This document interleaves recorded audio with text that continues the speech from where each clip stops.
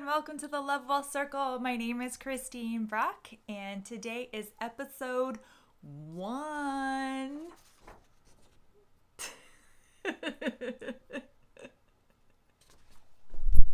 Today we're going to talk about feeling heard, being heard, and feeling heard, right? Because you got something important to say.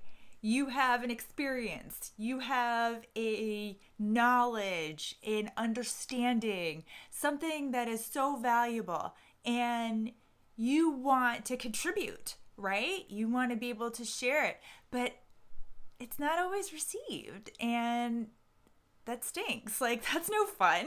Like, who wants to share something valuable and important and experience whatever and it just not be received? Nobody. Nobody wants that experience. So, today we're going to talk about how to enter the Holy Land, the Golden Land, the promised land of being and feeling heard. So, one of the challenges that we all have, let's face it, we all have it, when wanting to feel or be heard is that we may have short-circuited the process. Maybe. You see, there is a really important habit that Stephen Covey talks about in the 7 Habits of Highly Effective People. And that habit is to seek to understand before being understood.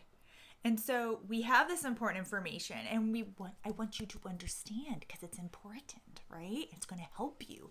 But if we hadn't gone through the phases and the steps of fully seeking to understand what's happening, then we won't be understood. So that is just kind of a really important part of making sure that you're heard. So how do we enter that promised land of being heard? Well, I have three things that have worked for me. One, I check my motives, right? Because if I am going to convey something to somebody and there is even a hint that I have something to gain from the process, guess what? They're not going to hear it. They'll smell it. They'll know it. They'll be like, no, that doesn't smell right. That doesn't sound right. And, you may not think, in your conscious mind that you are sharing something that'll benefit you. But, take a step back, go into your subconscious, maybe even dig into the unconscious and make sure that, your motives are really pure before sharing this valuable information. So that's 1. 2, make sure the person who you're talking to absolutely knows that you care about them, because nobody cares about what you know until they know you care, right? So make sure that your listener, the person you're talking to, knows that you genuinely care about them and you genuinely want them to experience the benefit, the healing, the joy, the blessing of whatever it is you're sharing. And then the third thing is to make sure that whoever you're talking to actually wants the information you have to provide. So there's a scripture I really like. It keeps things in perspective, and it's, you don't throw pearls to swine. Now, I'm not saying the person you're talking to is swine. No hate mail, please. But what it does is it gives you a perspective of,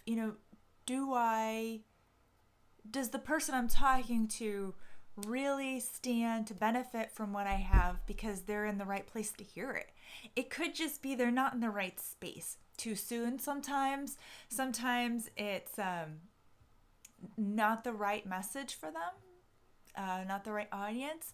I'll give you an example. If I want to tell somebody about the healing love of Jesus and they're an atheist, that message doesn't jive, right?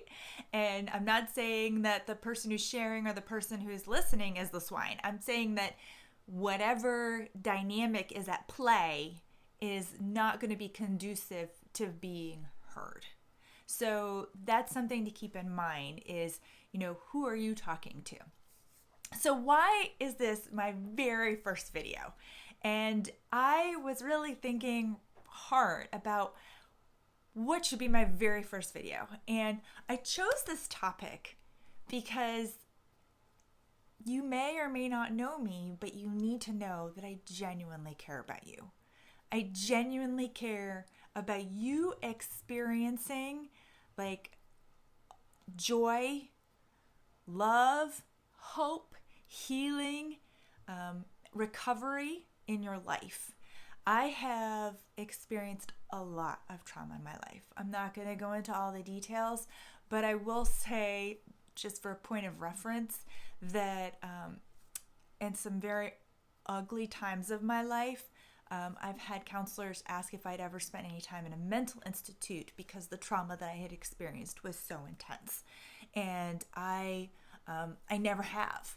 But I have experienced a lot of hope, joy, love, and I've fought a lot of battles, and I've won a lot. I've lost some, but overall I'm winning the war in trauma recovery. So I want you to know that I care, that I am sharing this. If this isn't the right message for you, that's okay. Scroll on. I'd love to have you follow, though, and be a part of this journey with me. And really experience this strong love, healing, hope, community that is at the core of my heart and at the core of Lovewell Circle. So, until next time, love others. Love yourself.